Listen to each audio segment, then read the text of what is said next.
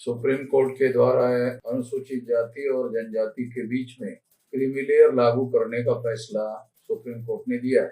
ये फैसला भविष्य में आ सकता है। ये बात मैंने पहले ही जब ओबीसी को क्रीमी लेयर लागू किया गया था, उसी समय मैंने अनुसूचित जाति जनजाति के लोगों को इसके बारे में सतर्क किया था और उसी समय अनुसूचित जाति और जनजाति के लोगों को कहा था कि ओबीसी को क्रीमी लेयर का सिद्धांत लागू करना ये भविष्य में SC/ST लोगों के लिए खतरा हो सकता है। आखिरकार वो बात सच साबित हुई। जो सुप्रीम कोर्ट में जजेस बैठे हुए हैं, उन लोगों के पास ये जानकारी नहीं है ऐसा नहीं है। उनके पास ये जानकारी है कि अनुसूचित जाति का जो परसेंटेज है 15% और 7.5%, वो 100% अभी तक फुलफिल नहीं हुआ है।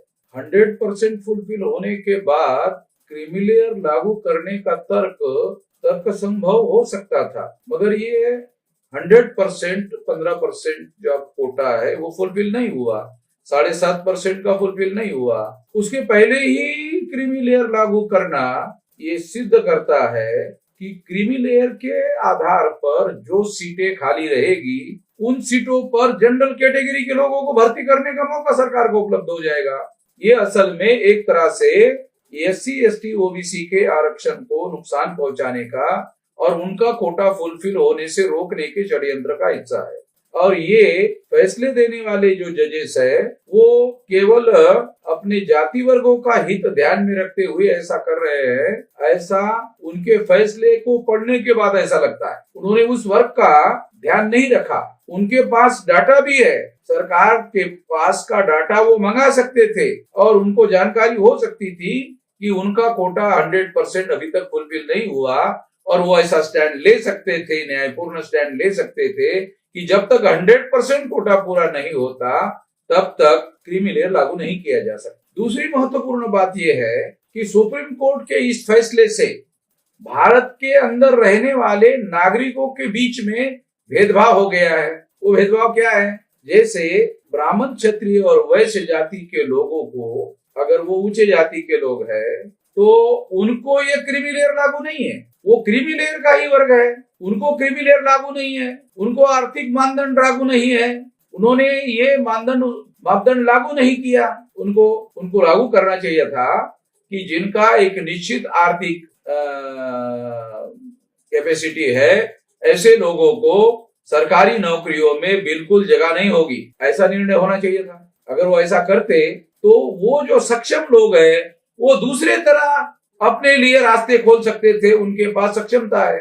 मगर उन्होंने SC/ST के लिए, OBC के लिए ऐसा लागू किया और उन लोगों को खुला छोड़ दिया। यानी उनके अंदर जो आर्थिक दृष्टि से बहुत संपन्न लोग हैं उन लोगों को अलाउ कर दिया। तो जो ब्राह्मण, क्षत्रिय, वैश्य लोग हैं उनके साथ और कंपेयर करो SC/ST OBC के साथ, तो ये भेदभाव किया गया है ऐसा लगता है। सुप्रीम कोर्ट ऐसा निर्णय दे सकता था कि ये सभी लोगों को क्रीमी लेयर लागू करो, ब्राह्मण, क्षत्रिय, वैश्यों को भी लागू करो। ऐसा करने से समानता के सिद्धांत का उल्लंघन नहीं होता, मगर इस निर्णय ने समानता के सिद्धांत का भी उल्लंघन किया जो भारत के संविधान ने गारंटी देने का काम किया है। ऊंची जाति को क्रीमी लेयर में आने के बावजूद भी उनको किसी प्रकार का बंदिश नहीं है। अगर मान लो अनुसूचित जाति और जनजाति के लोगों के अंदर से क्रीमी लेयर डिलीट कर दिया गया, अगर ऐसा कर दिया गया तो फिर सवाल खड़ा होगा कि अनुसूचित जाति और जनजातियों का कोटा पूरा करने के लिए गुणवत्ता धारक लोग कहां से मिले?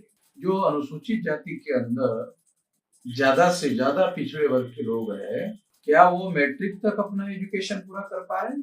तो एजुकेशनल क्वालिफिकेशन में डिलीट हो जाएंगे, मेरिट में डिलीट हो जाएंगे और इस तरह से पहले से 15% और 7.5% का कोटा जो पूरा नहीं हो रहा था वो और अधूरा रह जाएगा। और जो अधूरा रह जाएगा वो ऊंचे जाति के ब्राह्मण, क्षत्रिय, वैश्य को उसकी भरपाई करने का मौका मिलेगा। ये निर्णय उचित नहीं है, इसे नहीं माना जा सकता। तो ये दो सिद्धांत, मतलब आप गुणवत्ता धारक भी आपको चाहिए और आपको क्रीमी लेयर भी चाहिए, ये दो सिद्धांत कॉन्ट्राडिक्टरी है। अगर आपको क्रीमी लेयर नहीं चाहिए तो आपको गुणवत्ताधारक लोग नहीं मिलेंगे। और अगर गुणवत्ताधारक लोग चाहिए तो उसमें निश्चित रूप से अनुसूचित जाति के लिए क्रीमी लेयर लागू नहीं किया जा सकता, क्योंकि अनुसूचित जाति के अंदर थोड़े बहुत जो आर्थिक दृष्टि से सक्षम लोग हैं वही अपने बच्चों को हायर एजुकेशन दिलाने में कामयाब हो सकता है और उसके द्वारा कोटा पूरा हो सकता है। अभी ही कोटा पूरा नहीं है। अगर SC ST का कोटा अभी पूरा नहीं है तो पूरा होने के पहले क्रीमी लेयर लागू करने का तर्क ही जायज नहीं, 200% गलत तर्क है।